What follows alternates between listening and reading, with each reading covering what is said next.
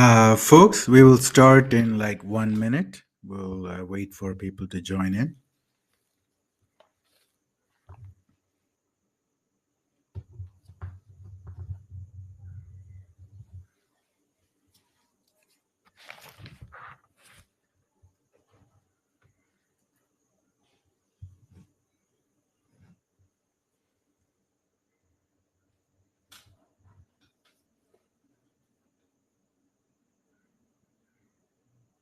Okay, why don't we get started and then slowly people will join in. So, welcome to this special Spaces, and this is about the regime change operation in Bangladesh, which is really shocking and is going to have huge repercussions in terms of geopolitics in Asia and especially in South Asia. And more importantly, it was kind of surprising how a lot of people did not recognize this to be a color revolution and a regime change operation by the US, although it follows a very standard playbook. And even people like George Galloway, he could not see that this is a color revolution sponsored by the US. So we will talk. We'll talk about what color revolutions are, the history, how it started, and how it is carried out. And then at the end, if we have time, we'll go into the repercussions, what it means to India, China, Russia, and all that. Okay. So, in fact, if you want to know the first color revolution that was carried out by the CIA, it was in 1953. It was in Iran. And what happened was there was a new prime minister in Iran. And at that time, the oil fields in Iran were all controlled by Britain. And they kept like 95% of the profits. And they gave Iran only like 5%. And a similar sort of structure was in Saudi Arabia, where the US controlled all the oil fields and they kept most of the profits. Then in 1950, the Saudis, they negotiated with the US. So we don't know what happened, but the US will agree to split the profits 50-50. So when that happened, the Iranians went to the British and they said, hey, man, look what's happening in Saudi Arabia. The Americans are sharing the profit 50-50. So let's do the same here. And the British said, no freaking way. So then the Iranian prime minister, his name was Mossadegh. He was kind of controversial, but he was also very popular with the people. And he was democratically elected, very popular guy. So he told the British to get the hell out of Iran. So he said, okay, so you don't want to give me 50-50? Well, I'm going to take over all the oil fields. Okay, so it's going to be 100 for me and 0 for you. So he nationalized the oil fields and he kicked the Brits out of Iran. And at that time, the British Empire was pretty much collapsing. The MI5 or the MI6, they didn't have any power. So they called up the CIA They said, "Hey, buddy, can you help us here? We're going to lose billions and billions of dollars of free money from Iran." So the CIA said, "Well, we can help you, but then if we succeed, then the oil fields have to be shared with the American corporations as well." So the Brits said, "Okay, fine," you know. So then the CIA tried to do a coup on the 15th of August. So, like pretty much almost precisely to the day, 71 years ago, the CIA tried to do a coup in Iran. And it failed because Mossadegh was still popular and there were a lot of people loyal to him. So the coup failed. And then the CIA in Washington, D.C., sent a cable to the CIA back in Iran. They said, okay, it failed, shut down the operation, shut it down, because we don't want the information to leak out that we were behind this attempted coup. But there was a guy who worked for the CIA who was in Iran at that time. He was the grandson of the former US President Teddy Roosevelt, and his name was Kermit Roosevelt. And Kermit was a very stubborn guy. He said, "Man, I don't want to give up so soon. So let me try one more time." And he got these like suitcases and suitcases of $100 bills. And he went and paid the highest military officials. He got the police officials, he paid them off. And then he said, okay, so we'll organize a mob. So we don't know how many millions of dollars he spent, but he was able to organize this huge mob in Tehran.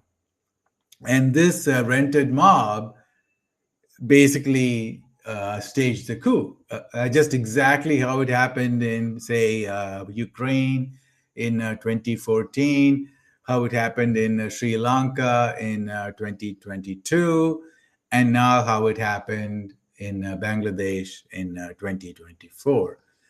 So it was the coordination of the mob, and then the military and the police refusing to stop the mob. And then he also got a support of the clergies. He also paid off the clergies, the Shiite, the Muslim leaders.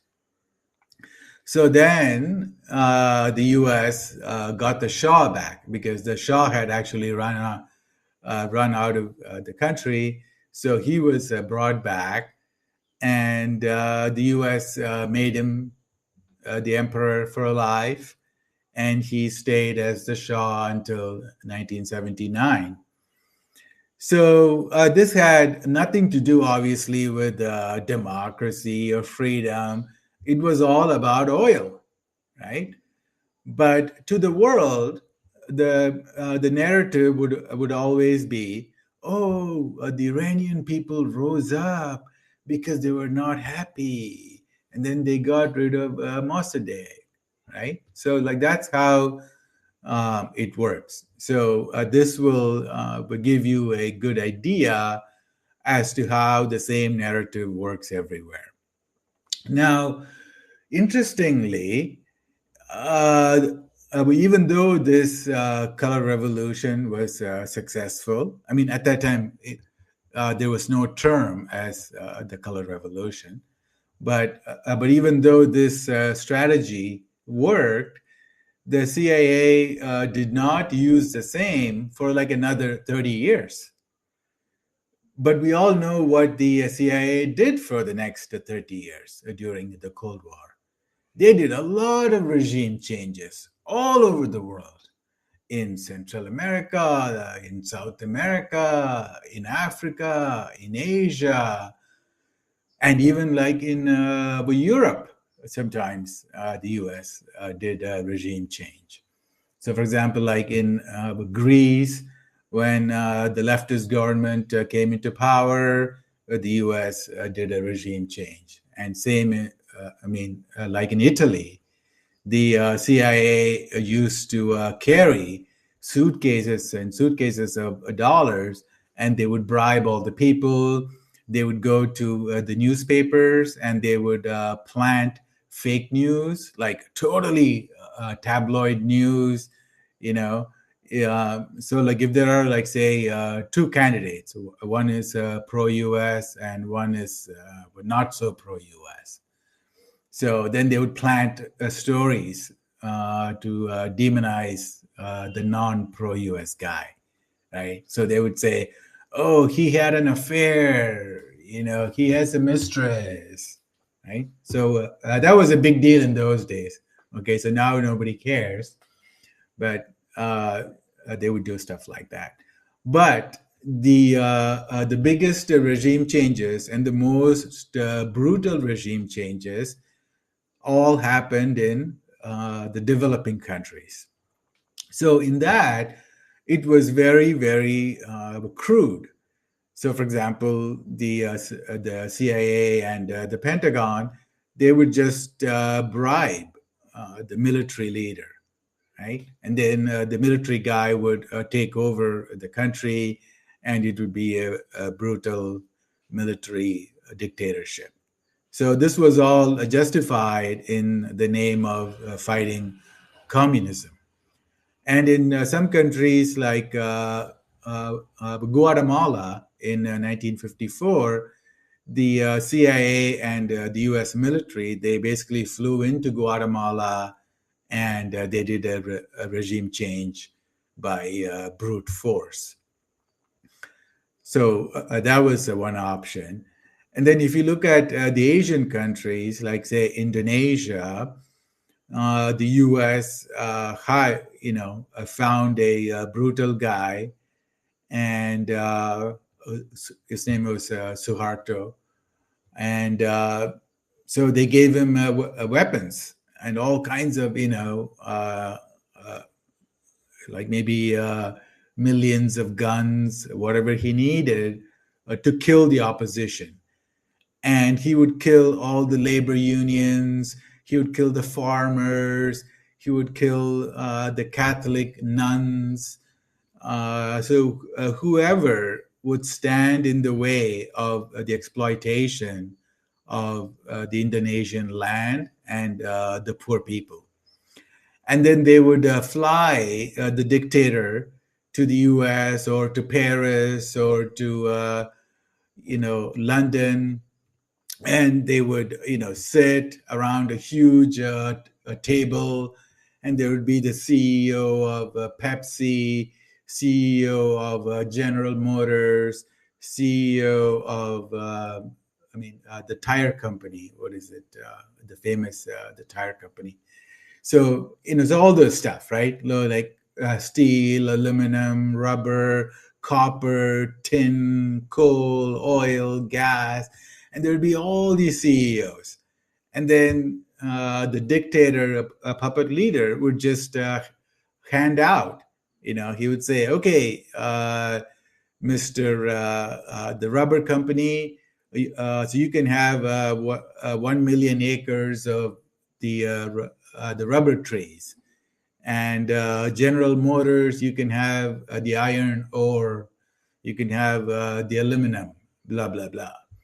And then the dictator would get a commission, and he would be able to save billions of dollars in Swiss banks or the New York banks, whatever. Right? So, like, that's how all these dictators in the Philippines, Indonesia, etc., they stayed for a long time. They would stay as the dictators for 20, 30 years, and their families would be going to Harvard University and blah, blah, blah. And those people would be groomed for the next generation. So, for example, in the Philippines, there's a guy, the current president is Marcos. And his father was a brutal dictator of the Philippines for a long time. And then the US, at the end, the US seized billions of dollars of his money. So, and then you see why the son is being such a puppet of the US, and he is violating the Philippines, the constitution, and he's allowing lots and lots of new US military bases. Why would he do that? Well, one could guess he wants some of the money of his dad, his family money, in the US banks. Okay, so it's not really his family money, but it belongs to the Filipinos. But you get the idea. So this was the way that the CIA did regime change. And then in some cases, like in Panama, there was a famous, locally very famous and popular leader. His name was Torrijos. So, but Torrijos, he wanted to help the Panamanians. He wanted to raise the minimum wage. He wanted reforms of the land so that the farmers could have their own land. He wanted to stop the exploitation of his own people by Western corporations. So what did the CIA do? They blew up his plane. He was flying, and boom, the plane exploded in midair, and there was the regime change. So the same thing happened in the Ecuador as well. So there's a guy named John Perkins, and he's written a book called Confessions of an Economic Hitman. So you can look that up on YouTube or buy his book. Fantastic book. So he talks a lot about, and so it was his job. Okay, so his job was to do regime change or to control the leaders of the developing nations. It's like a fiction. It's really mind blowing. And then the U.S. also had the school or the training center. It was called the School of Americas, and it was in Georgia. And that school's purpose was to train brutal dictators in Latin America. So they would recruit the most psychopathic guys from each country in Latin America. They would bring them to the School of Americas, and they would train them for 1 or 2 years. And it would involve like all kinds of things, like how psychology, propaganda, but torture, like physical torture, how to do torture, how to manage thugs who would go and kill people. What are they called? They were called, the death squads. So how to organize death squads, how to do drug trafficking, all kinds of stuff, just unbelievable. And this School of Americas went on until the end of the Cold War. And then they shut it down, and then they reopened it a few years ago with a very polite, nice name. So we don't know what is going on there. But you can bet there are like people from Venezuela, Bolivia, who are being trained in those schools. Okay. So sorry for the long history, but that's what happened during the Cold War. And this was the regime change mode. But then what happened was in the 1970s, the US Senate got really mad at the CIA because the CIA became like a rogue agent. They were like assassinating people. They were probably behind the JFK's assassination. They were doing drug trafficking. They were running the mind control programs within the U.S. So it was called the MK Ultra. So the CIA was totally out of control, and then they also controlled all the magazines and the newspapers. So this was the Operation Mockingbird. So finally, the U.S. Senate got very sick of and also very scared because all the ex-presidents like Truman and all those people, they warned openly that the CIA had become the Gestapo of the U.S. So the Senate started to crack down on the CIA, and the U.S. was also getting a lot of complaints from countries around the world. They were like, "Hey, man, what the hell? You guys just keep assassinating people. This is not good." So then also the loss in Vietnam War. That was in 1975. So from 1975 to 1980 were very bad years for the deep state, the military-industrial complex, the CIA. They were all feeling very down and depressed. So then Reagan came to power, and these guys all got like a reboot. So then they came up with a new idea. They're like, okay, if we are going to do regime change in the future, we need to be more sophisticated. We need to have a narrative that it's not just the US empire, murdering leaders, overthrowing, stealing the natural resources, exploiting the workers. So all this is giving us a very bad name. So we need a new strategy on how to do the same thing, but in a more acceptable manner. So that's when they came up with the idea of these revolutions, fake revolutions. And basically, the underlying processes were the same, right? It's about the elite capture, how to bribe the military, how to bribe the police, how to bribe the politicians, how to bribe the media.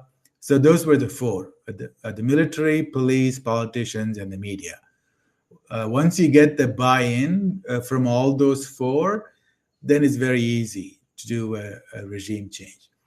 But to make it look like it's not America doing it, but it's the people themselves who are doing it. So they went back to the Iranian strategy, the playbook that they used in 1953. They're like, wow, that's great. So all we need is to do the elite capture as usual, and then we need a mob, right? And then the media can just spin it into like people rising up against a dictator. Who doesn't love that story, right? We've heard that in the French Revolution, Russian Revolution, like whatever the thing you can think of. It is just like really, really appealing. Everybody loves that story, right? We hear about the Arab Spring. Wow, the people of the Middle East rose up against the tyrants, and then they got democracy, right? But nobody follows through what happened, right? So, like if you go to those countries where they had the Arab Spring, and you ask them, "Hey, how did your life change after the Arab Spring?" They're like, "What? Nothing happened. It's all the same sheet," right? And then you look at Ukraine. So they had the Maidan Revolution. Wow, how amazing! And then what happened? Nothing. It's the same corruption, same oligarchs, and it's actually worse, right? And now they're dying. Like 1 million Ukrainians have died in the war. 5-6 million Ukrainians have been forced to flee the country. Men are being forced into draft. They're being kidnapped on the streets and being sent into the battleground after like 1 week or 2 weeks of training. It's like a mass genocide going on. And the country is so destroyed and it has no future. So that's what happened with the color revolution in the Maidan in 2014. So anyways, so going back to the 1980s, so the US said, okay, we are going to shift a lot of this job from the CIA to the State Department. Okay, so then the State Department, started to fund these organizations with really nice names, like for example, the National Endowment of Democracy, the I mean the NED, and then there is the NDI, the National Democratic Institution, or something like that. And then there is, the IRI. It's mostly a favorite thing for the Republicans.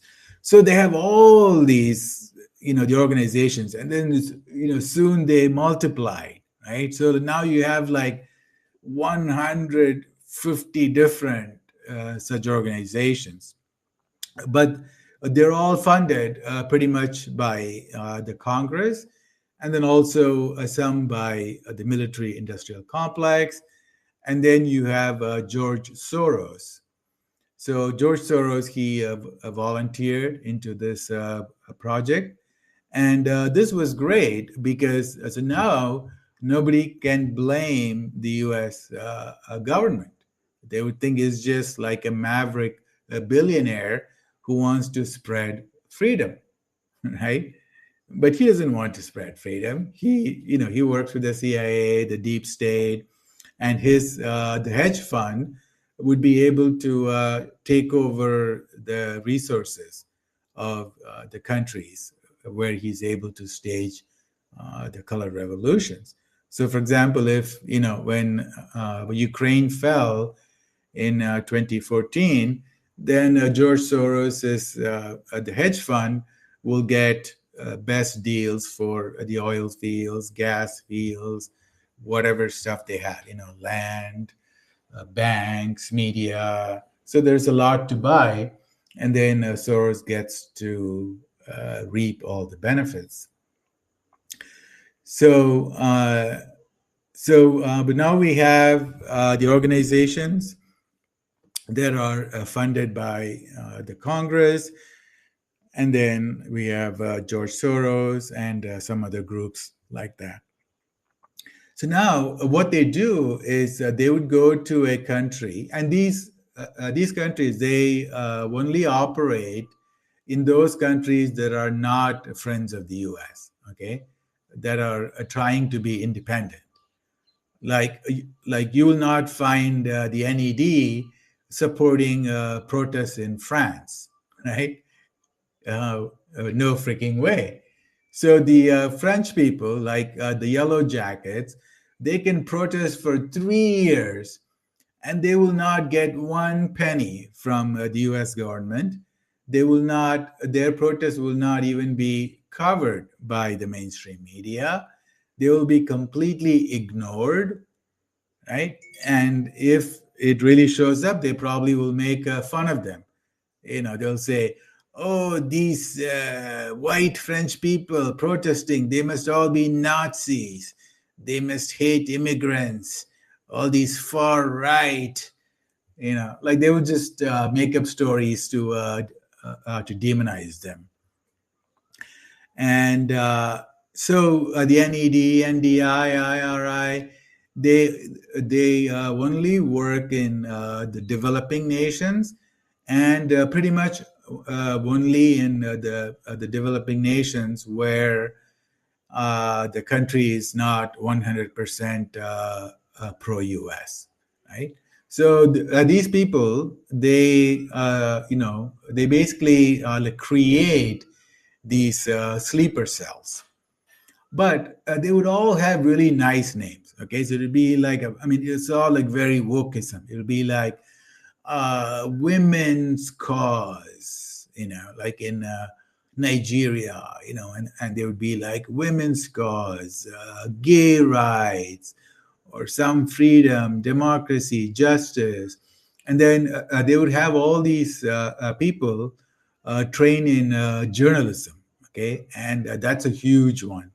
So these people, they learn how to write sensational articles, how to become popular on social media, and they would like immediately get the blue check marks. So you can see that in Ukraine, right? So you have all these the NAFO people and the pro-Ukrainians with the blue check mark, and whatever they tweet, it'll get amplified in the social media because the deep state has back channel access to Facebook, Instagram, etc., etc. So if, say, for example, they want to overthrow the Venezuelan government, there would be all these sleeper cells in Venezuela, and whatever they tweet or they post on Facebook, it would get magnified like 10,000 times. So it would get like the most number of impressions. And then they would have these like the propaganda team, they would work together. So this is an art. And the same thing happened like during the Arab Spring. And of course, we didn't know about that until like 7, 8 years later. The New York Times had an article saying, yeah, the US social media played a major role in the Arab Spring. And then another thing they do is to groom these people, not only in that country, but they would bring them to the US or to Europe. So this morning I tweeted about this so-called School for Revolution in Norway. And they had people from Syria, Hong Kong. This documentary was from 2014, and they say like, oh, this room is filled with people from Syria, Hong Kong, North Korea, China, Uyghurs, Venezuela, Cuba, whatever you can think of, like basically wherever the US wants to start trouble.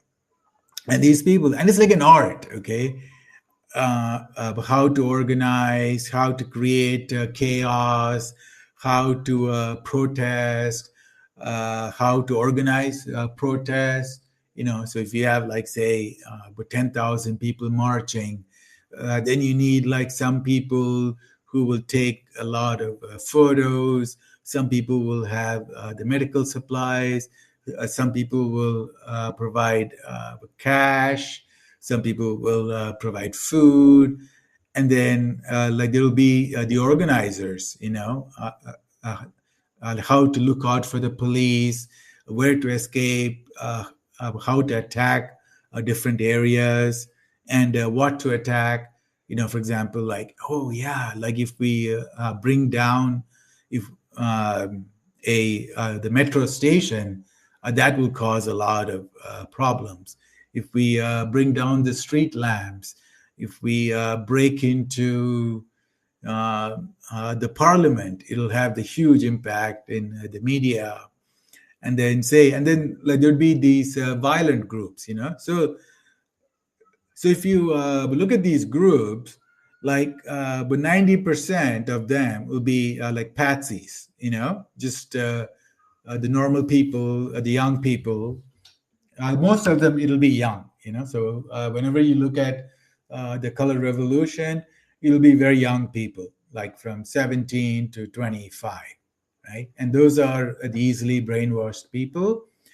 And also, they're very cheap, right?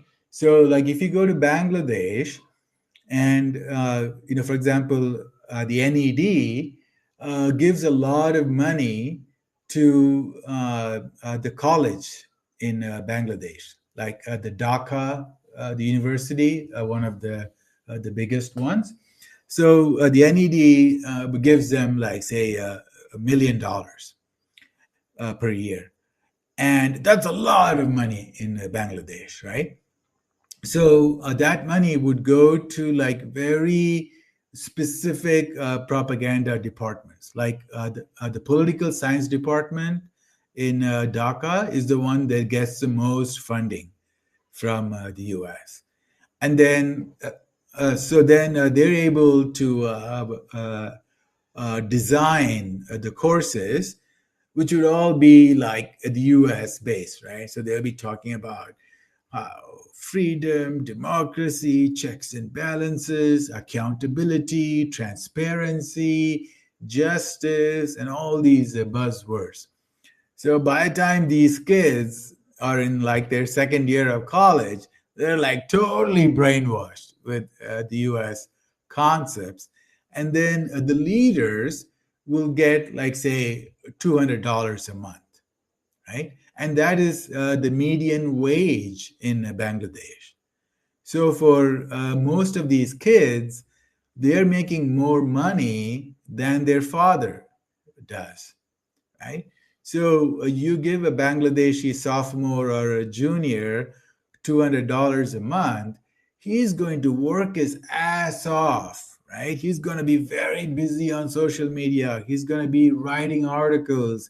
He's going to be proselytizing over the weekends, and they probably would give them the quotas. They say, well, you have to recruit 5,000 people, and you give somebody, a young person, $200 a month. Within 1 or 2 years, he's going to recruit 5,000 loyal people, right? And those people, they don't get any money. They're just like, brought into with the fervor, the ideology, hatred, right? So so you have this vast number of the innocent, foolish people who don't know why they're doing what they're doing. They don't understand geopolitics. They don't know anything about the color revolution. So you ask a guy in Bangladesh what happened in Ukraine, what happened in Belarus, what happened in Venezuela, what happened in Hong Kong. They wouldn't know, right? Who follows world news, and especially in the developing nation? So this can be replicated so easily across, all over the world, because the young people, they don't know. And then, so like that's why, for example, in Georgia, the government now said, okay, so we have a lot of the NGOs, and we don't know where they're getting the funding from.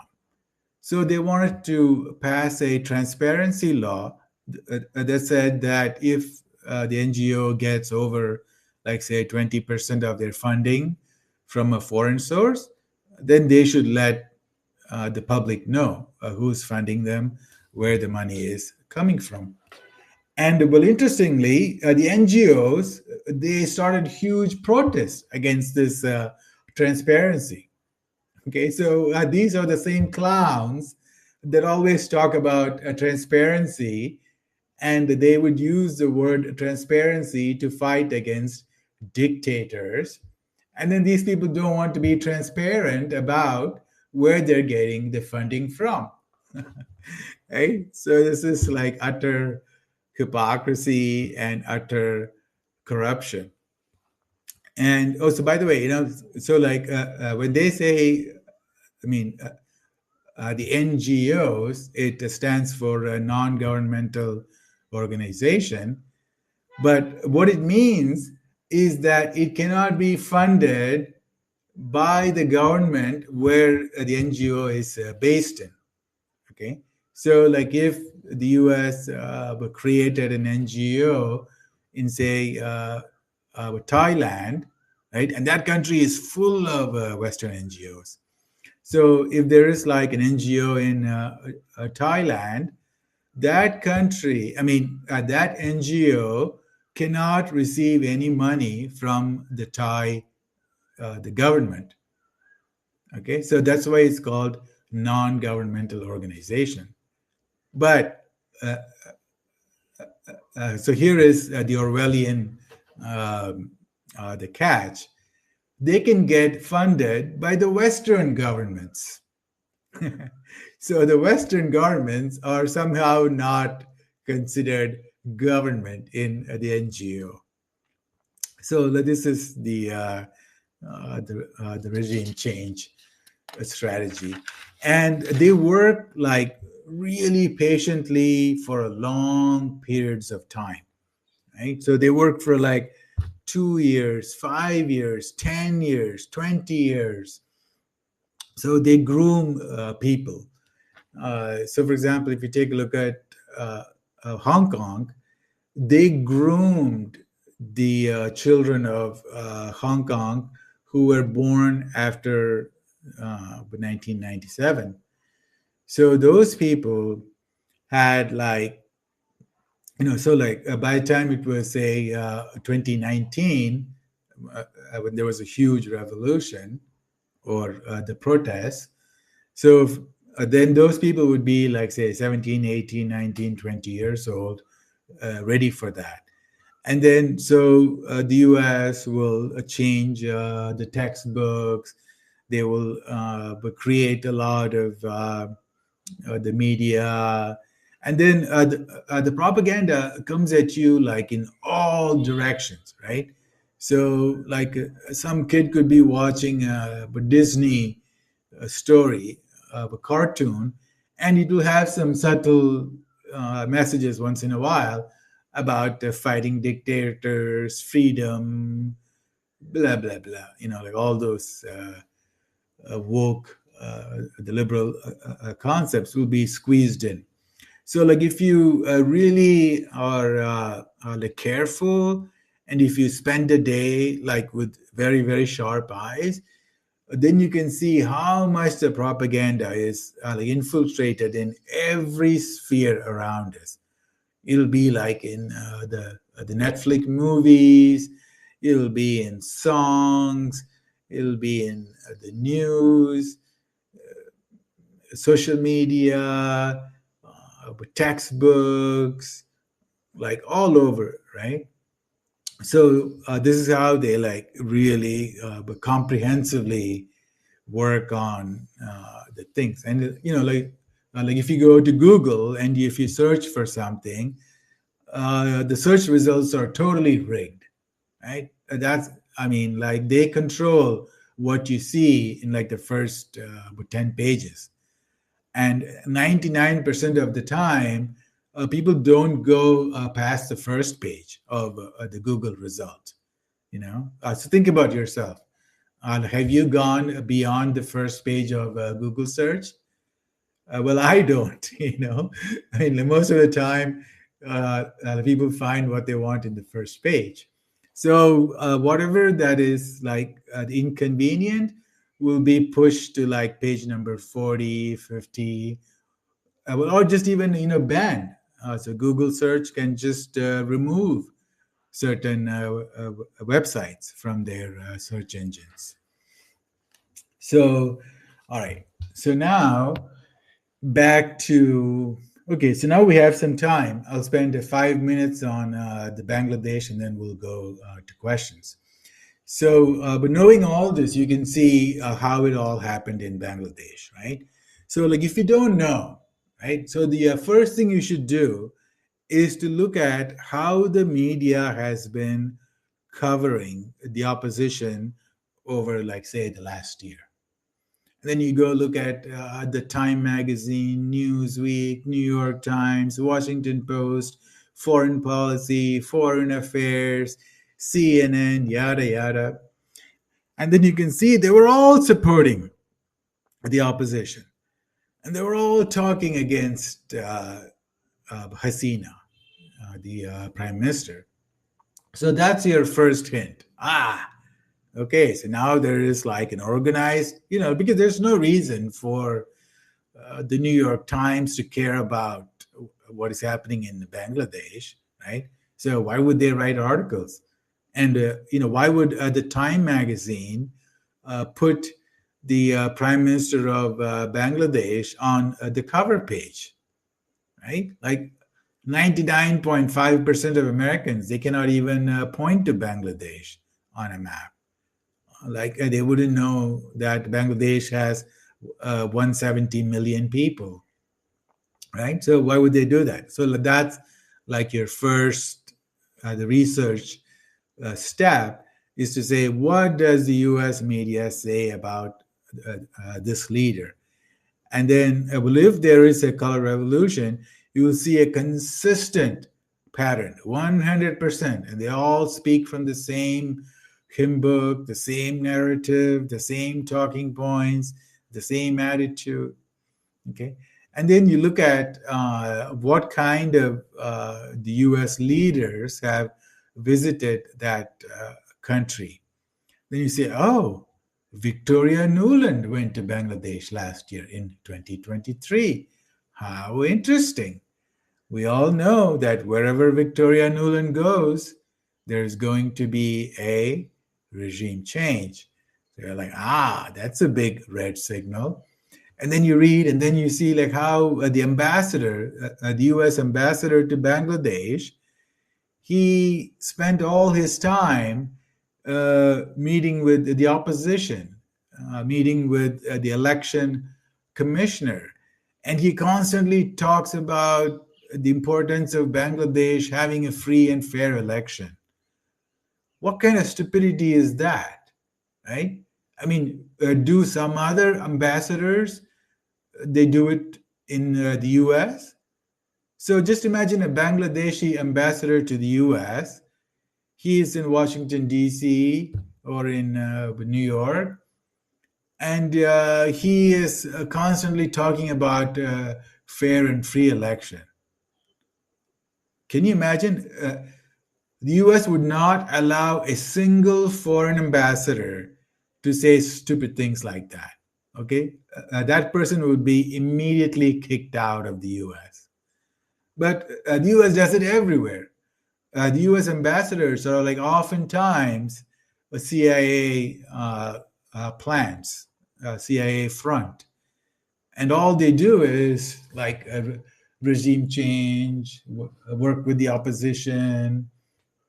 So in China in 1989, when the Tiananmen protest happened, so it started off as just like a regular gathering to mourn the loss of a very popular leader in Beijing. And then immediately the U.S. Government back in Washington D.C. they understood, wow, tens of thousands of young people are gathering in Beijing. This would be the perfect opportunity to infiltrate and transform that peaceful organization into a protest. So that's exactly what the US did. They sent in a former CIA guy as the new ambassador to China just in the beginning of the Tiananmen gathering. And then he worked with the Soros leaders and the other CIA members to create the so-called the Tiananmen Square massacre narrative. So these people are very powerful, very sophisticated. Psychologically, they're very strong. They know how to mold young people. And then for all the leaders, their kids would all be like studying in London, studying and living in the US. It's like one of the simplest ways for the US to buy the elites of a developing nation, you know? So, like the US ambassador would say, okay, so here are the list of 50 politicians, 50 businessmen, 20 military guys, 10 police chiefs, and all their children should be able to go study, live in the US or in the UK or in Australia. So, boom. And then, like, immediately, you would not only get the gratitude, but it's also against, like, it can be used as a stick. So if the army chief refuses to obey, then the US can do something to his son and daughter in the US, right? They can say, oops, we, like, we had to arrest your son because he did this, he did that. The FBI can plant stuff on their laptops, whatever. It's so easy. I mean, if you really want to make somebody a criminal, it's so easy. You can do that. So it's like a carrot and stick. So that's why all these people are so silent, right? And then you, like, because you wonder, man, if there's so many bad things happening, how come, like, all these people at the top, they're so silent? Because, they all have sticks and carrots facing them. And in Venezuela, like, there was a guy, Guaido, and then there's a new guy, and then the U.S. just randomly says this person is the new president of Venezuela. Okay, the U.S. can just appoint someone, and then that guy will move to Miami. He will have like a mansion. He will live like an amazing life. He would get like $20,000 a month just for lifestyle expenses. And of course, he's going to be very loyal. He's going to show up on CNN and he's going to cry about how Venezuela is so horrible. Right? And the same thing happens to Syria, North Korea, Hong Kong, whatever. So wherever they, like Bangladesh, the chairman of the opposition party, he actually lived in London for a long time, and I think he's still there. But he will come back to Bangladesh when it's really safe for him, when he's guaranteed to win. And the interim guy, the interim leader, Yunus, he won the Nobel Prize for Peace. Wow! So he must be like an amazing, nice guy for Bangladesh, right? Well, no, he's a stooge. He ran this, bank supposedly to help the poor people, and he lent billions of dollars, and he charged these like poor people 10%, 20%, 30%. So some people did a documentary. Then they went to these villages, like where the villagers would get, like, say, $50 of loan. And then they cannot pay back that $50. And then they would have to sell their, like, sometimes their homes. Okay. So like they would have to sell their, the hut home, because they cannot pay back that $50 with the interest, which could be, like, say, $400 after some time, right? So, like, these are the people who don't even know how to read, write, So, like, I mean, well, if this guy is so nice, he should be lending money with a 0% interest rate, right? But instead, he charges like 20, 30%. And then he gets like billions of dollars of funding from the US government and the World Bank. And then he recycles that money back to the US politicians. Like, he gave millions and millions of dollars to the Clinton Foundation, right? So it's like a circular feedback loop, right? And we can see the same thing happen in Ukraine. So when the US says it gives Ukraine $50 billion, okay, some large percentage of that money is just going to the oligarchs in Ukraine and the oligarchs in America and the politicians in America, right? So we don't know all the stuff, how it happens, like which bank in Swiss bank or Panama or in Monaco, blah blah blah, some secret funding in the Caribbean. The Caribbean is very famous for all these black money. So that is how the circular loop works. Okay, and then okay. So let me end with this thing. Okay, so at the very last stage, what happens is that like you have a one group that is stirring up the student protesters, and then the second group uh, winks and nods at the army and the police at the right time to step down. Okay, that is the key. Because if the army and the police are 100% with the government, no amount of protest can do a regime change. Right? So, like every time you see somebody, some leader fleeing the country, it just means that the army and the police have been bribed by Western nations. So and then what they say to the rest of the world is, "Oh, we wanted democracy. We couldn't hurt our own children. These young people who are fighting for freedom, democracy, justice. So that's the reason we didn't stop." No, bullshit, right?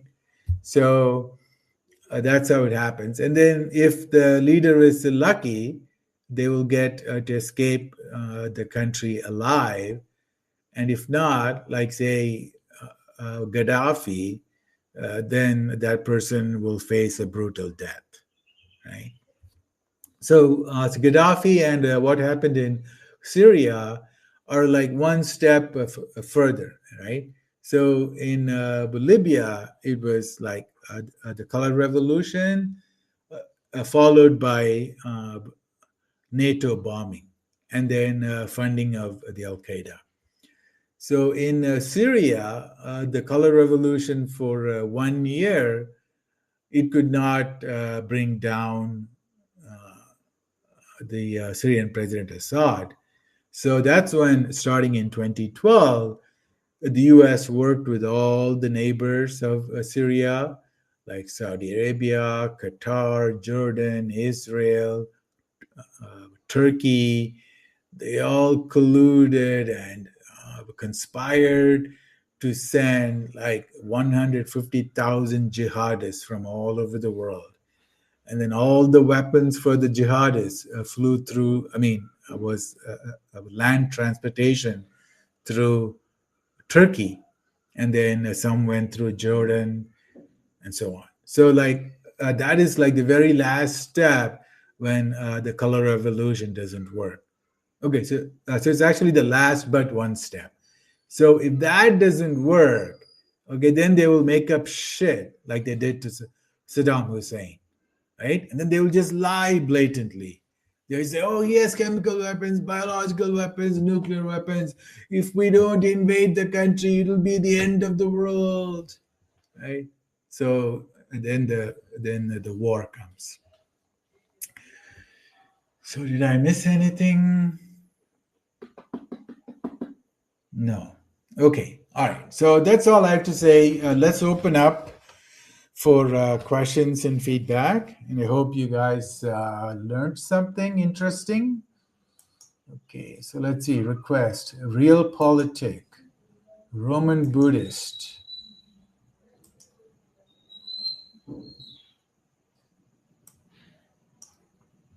Okay, so if you want to speak, if you want to ask a question, if you want to share your thoughts, opinions, just click on the microphone button on the bottom left, and then you should be able to request to speak.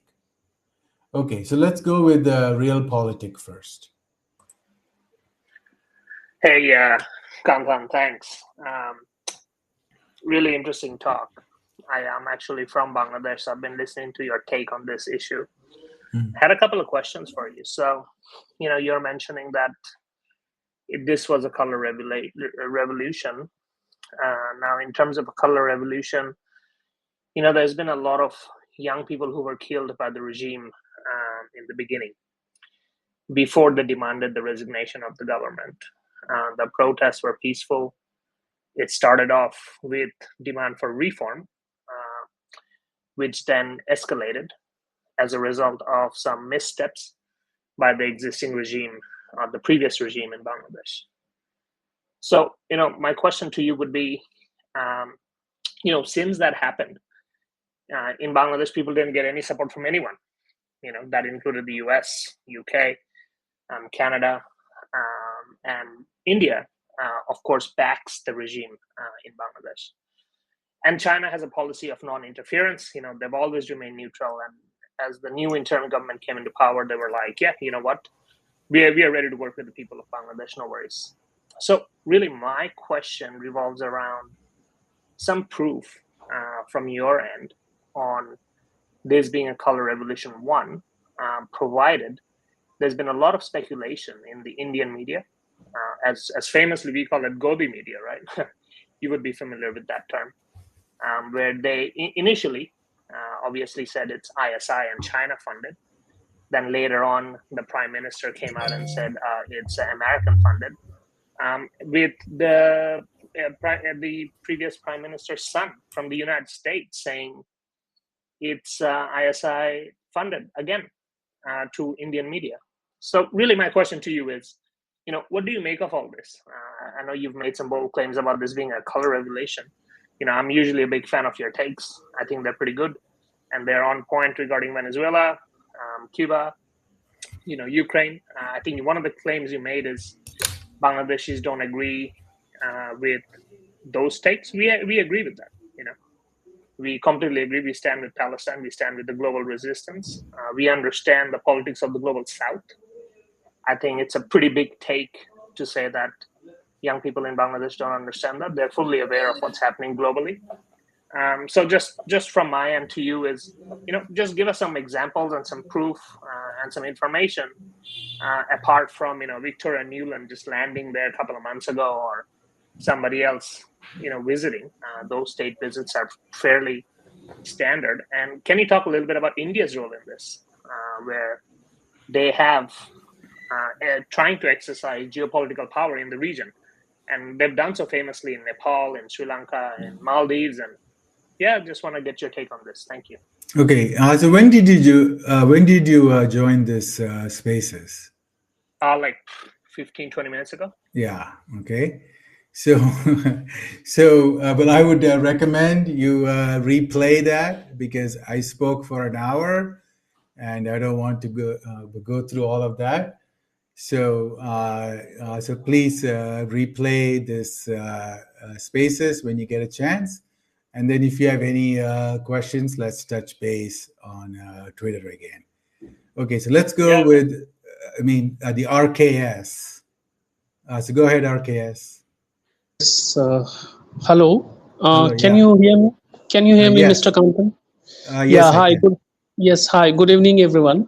I'm sorry I joined the Spaces a bit late, so I'm not actually aware of what all you spoke, Mr. Kantan. But my question to you is, given the parameters that you have defined for color revolution, how do you see the 2020 US presidential election and the upcoming one on those parameters? Because I was just, barely a day or two ago, I saw a tweet by one of the toss-up states, Pennsylvania Secretary of State, that they may not be able to furnish the election results on the night of November 5th. So were that the case in, say, any of the third world countries, the State Department folks would have been shouting from the rooftop that, you are rigging in, electoral malpractices and whatnot. So how do you see the 2020 election, US presidential election, and the upcoming one on these parameters? Thank you so much. Okay, I don't understand your last phrasing. Well, on these parameters means how that affects Bangladesh. Not really, not really. This is, I mean, is this specifically about Bangladesh or is it about color revolutions in general? Yeah. Okay, this Because is like a broad picture about the right, color sir. revolutions. Right, So, sir. like, Because yeah, yeah, if I may, sir. yeah. Go ahead. Yeah. So one of the things that I have read somewhere, I can't exactly recall where, regarding the color revolution. One of the key tenets of color revolution is fomenting distrust of the electoral process, so to speak. So ballot harvesting and announcing results, electoral results for say holding it up for days and days on end, so that so that you could make your favorite candidate win. These are one some of the tactics that folks use, and I mean Americans would be the first one to shout when it is done in elsewhere in the world. So Well, why would like that's called the rules-based order, which means that the entire world has to follow some rules which the US does not have to follow. Right? yeah So that's how it works. What can you do? I mean, you look at all the stuff that the US does to other countries, but the other countries cannot do to the US, right? Like, right like you have, John McCain going in 2014 to Ukraine, and he gives a speech to the protesters. And Victoria Nuland, she hands out the cookies, cookies, and yes, then she was recorded on a phone call that the Russians, they were tapped a phone, and they right, recorded her, and she's basically planning out who will be the next prime minister and president of Ukraine. yeah, Right? if the EU, she said, if I could recall Yeah, correctly. yeah, right, Yeah, right. Yeah, very she good. used Yeah, the F-bomb. exactly. Yeah, And then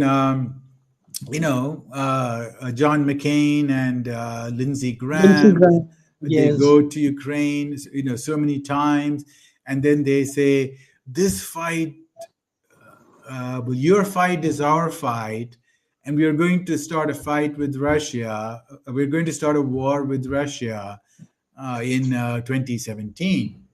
Right? So just right, imagine if China went to Mexico and did that, right? Like it would be, hell will break loose. So right, whatever you think of, like, I mean, like everything that the US does is like one rule for me, another rule, like when, I mean, the ICC, the International Criminal Court, right, found Putin like probable for war crimes, then like immediately everybody said, "Oh, Putin is a war criminal," and the U.S. doesn't even, like, it hasn't even ratified the yeah, ICC not a Roman signatory Statute. of ICC And treaty. if the ICC, and then when the ICC says I mean, and the ICJ and the ICC, they find something bad about well, Israel, which is doing like genocide, and then the US, like, basically, but first it said, yeah, so it doesn't matter, who cares what the ICC says, right? So Right, they flip the logic, and then they try to bully, like, these senators from the US. They wrote like an open letter to the to like something like, "We know where your family lives." I right, mean, it yeah, was basically something. Yeah. So what can you do? That's the US. It doesn't follow any rules, and it lives in its own world. Okay, so let's go to the next one because we are running out of time. Let's go thank to you, sir. sure, Suvik Kumar. Suvik. Okay. Well, if not Suvik, let's go to the Roman. Good evening, everybody, and hello, Mr. Kenton. Sure. Good talk, by the way. You can hear me okay? Yes. Okay, so look, a lot of what you said is true in a general way, but being a Westerner myself and having followed these things for over 40 years, you can say, yes, it's true that the US government kind of has its own rules and follows its own dictates and things like this, but it's not that simple, because the US government itself works closely with allies as well. So it's also a combined effort, and it also works closely with Israel. Like, for example, if you notice, Israel is attacking 5 countries right now. Okay. And you could say, yes, they're attacking Israel as well. And it's going back and forth and et cetera, et cetera. That's true too, right? However, Netanyahu just recently visited America and is trying to push America to go to war with Iran. So it's not just America. Okay. It's, sure, America is responsible for a lot of strife, for sure, but we're talking about the government. We're not talking about the American people. A lot of the American people, for example, in Vietnam era, Korean era, they tried to protest it. A lot of the general people, the populations, and a lot of the Americans are against the war. They don't want to go to war. Now, when we're talking about color revolutions, you need to look back at who funds it. Right. And you mentioned the NGOs and who funds those. OK, so I know you've probably heard of BlackRock and Vanguard, the Rockefellers, George Soros, and they're all Jewish organizations. For example, George Soros and the NGO is responsible for a lot of the illegal immigration in communion with Western governments into Europe, Australia, everywhere else. Okay, so it's more than just the US government, right? These days, okay? Perhaps 30, 40 years ago or 50 years ago, you could say such a thing. But then if you even look at the Bolshevik Revolution, which was sponsored by a lot of Jews in New York in the 1920s, if you research that, you'll find that New York sponsored a lot of the Bolshevik Revolution. So what you're saying, like in general, yes, it's like I'm not saying you're not wrong. You are right in terms of the I guess classification, but it's much more complicated than that, and that's the problem, right? And I've heard many people talk on this, and everybody's looking for a silver bullet to blame one entity, but it's not like that. It's actually far more complicated. And if you study the color revolutions, have a look who's behind them. Have a look who sponsored them, who paid for it, because you cannot have a revolution for free, right? Now, yes, the US government pays them, but it's not just them.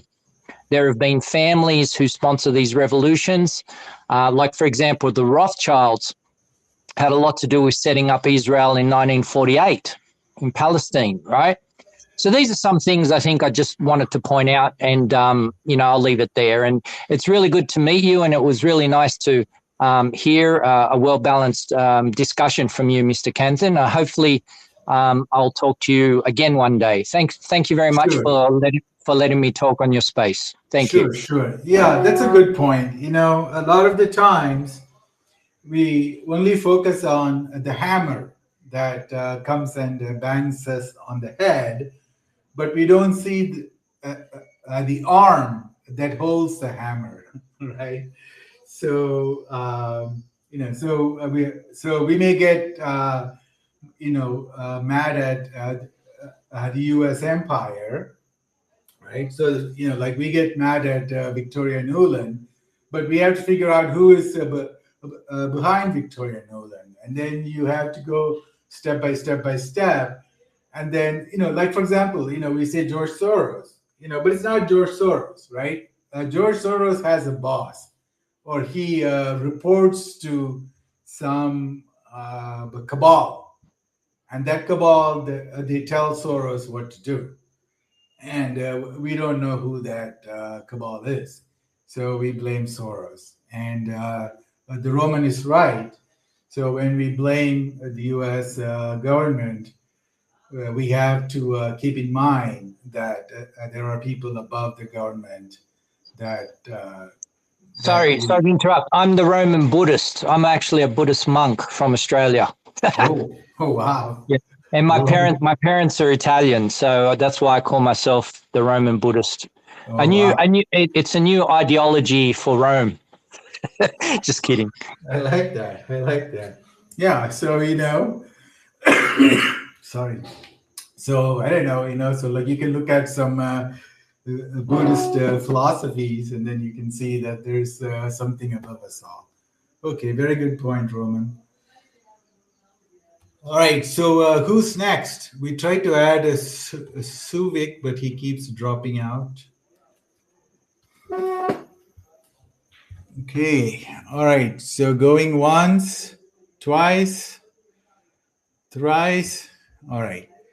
So my throat is hurting after speaking for a long time. So thank you all. I hope you enjoyed it. Very good interaction. And we'll see you some other time soon. Bye, everyone.